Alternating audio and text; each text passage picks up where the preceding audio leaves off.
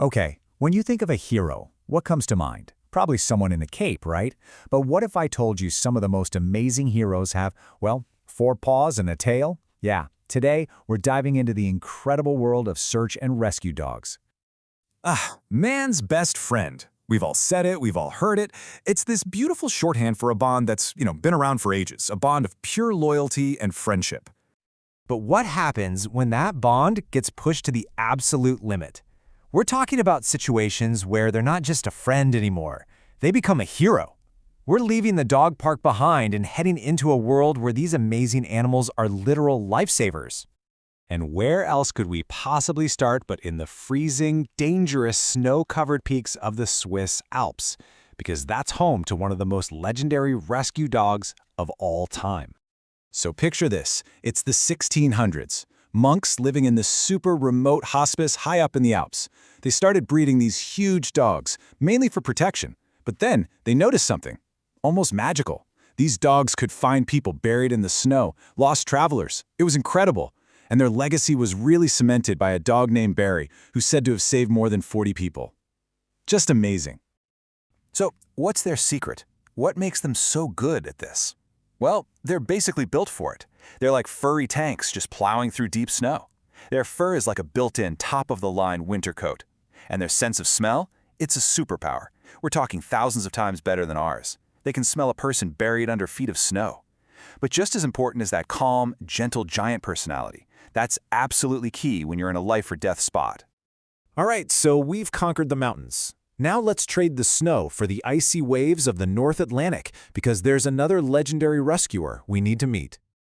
Meet the Newfoundland. People call them nature's lifeguard. And honestly, it's the perfect description.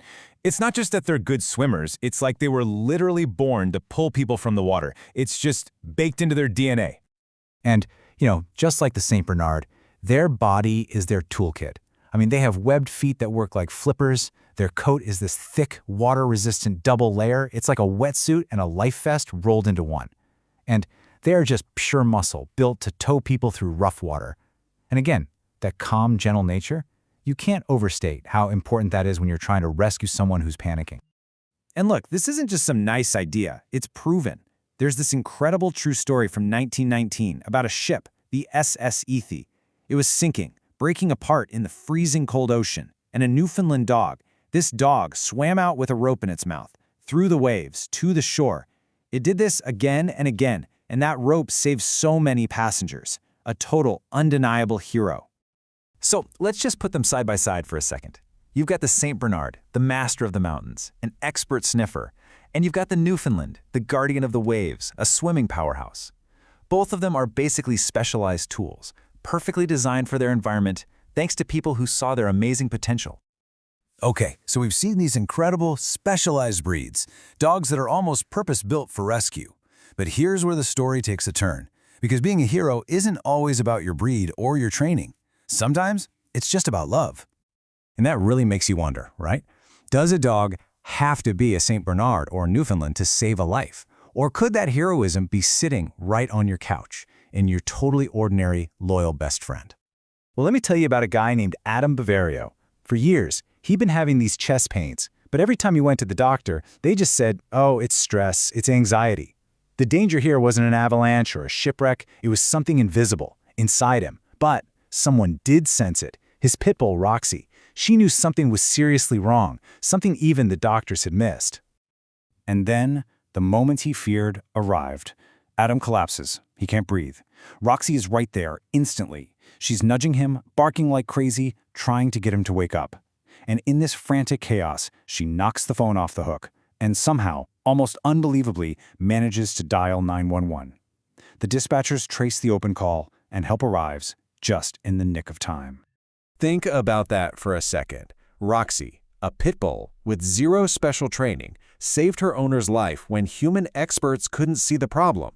Her heroism wasn't about webbed feet or a thick coat. It was about pure intuition and an unbreakable bond. So, this really gets to the heart of it, doesn't it? We've got a mountain dog, a water dog, and a house dog. Three completely different heroes. So, what's the common thread? What actually makes a dog a hero? It looks like there are really two kinds of heroes. First, you have the specialist. dogs like the Saint Bernard and the Newfoundland. They're like canine superheroes. Their bodies are literally their superpower. But then you have the companion, like Roxy. And for them, any dog can be a hero, because their superpower isn't anatomy. It's their incredible bond with their person. But you know what ties them all together? One crucial thing: temperament. It doesn't matter if you're digging through snow or accidentally calling 911. Being able to stay calm, stay focused, and even be comforting in a moment of total panic, that is the secret ingredient for any hero dog. So, when you boil it all down, the Saint Bernard, the Newfoundland, and Roxy, they all shared these things: a calm, focused mind, that deep instinct to help, and above all else, that powerful, unbreakable bond with humans. That's it. That's what heroism looks like in the canine world. And that kind of leaves us with one last question, doesn't it? We've seen that being a hero isn't just for the specially bred legends. It might just be found in that quiet, knowing look from the dog curled up at your feet right now. The real question is, are we listening when they try to save us?